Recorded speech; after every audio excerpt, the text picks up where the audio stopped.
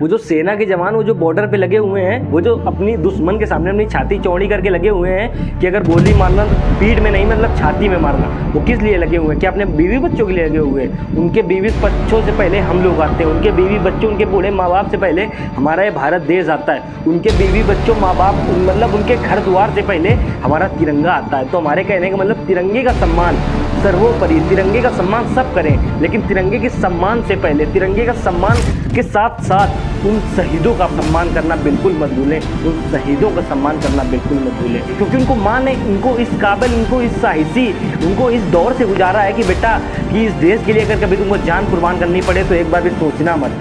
सबकी माओं को पता होता है कि जो मेरा लड़का फौज में है, जो सेना पे बॉर्डर पे लगा है, उनकी माँ को भी पता है कि मेरे लड़के को कब कुछ हो जाए, लेकिन वो उनकी माँ एक बार ये नहीं कहता कि बेटा बॉर्डर छोड़ के तू भाग आ घर में, नहीं कहती हैं। तो मेरा कहने का मतलब अगर वो भी किस लिए खड़े, वो तिरंगे का सम्मान के लिए, तिरंगे के सम्मान के लिए, और हम ही लोगों के लिए तो वो अपनी जान न्यौछावर कर रहे हैं। तो हमारे कहने का मतलब तिरंगे के सम्मान में इतना मत खोना कि हमको एक बात सुनिए ना कि गुरु गोविंद दो खड़े कांके लागों पाए, बलियारी गुरु आपने गोविंद दियो बताए। मुझे पता है गुरु का गुरु कौन है, मुझे पता है कि उनसे बड़ा हमारा तिरंगा है, लेकिन उनकी वजह से तिरंगा सेफ है। तो हम लोगों का क्या फर्ज बनता है कि तिरंगे से पहले हम लोग उन सेना के जवानों का सम्मान करें।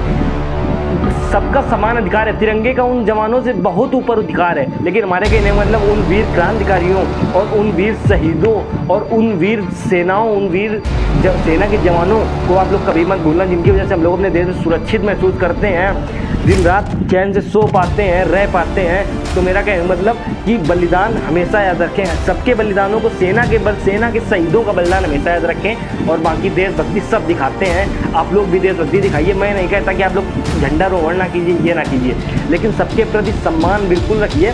एक किसान, एक सेना का जवान और दूसरा माँ बाप। एक किसान, सेना का जवान, माँ बाप, इन तीन शब्दों को इस प्रकार आप अपने मन में लीजिए कि जिस प्रकार मतलब हमारे शरीर के अंदर हृदय रखा होता है ना, बिल्कुल हृदय के अंदर इन सब तीनों शब्दों को रखिए, क्योंकि इनके प्रति अगर कहीं कुछ गलत हो रहा है, अगर आप तब उंगली नहीं उठा रहे तो 15 अगस्त और 26 जनवरी में झंडा रोहण करने का आपको कोई फ़ायदा नहीं है। तो आप लोग ये मैटर समझिए, और बाकी आप लोग समझदार हैं, जिस प्रकार हम आते हैं उसी प्रकार आप भी आते हैं। और बस इससे ज़्यादा मैं आपको क्या बताऊँ। इसके साथ जय हिंद, जय भारत, वंदे मातरम, भारत माता की जय, इंकलाब जिंदाबाद।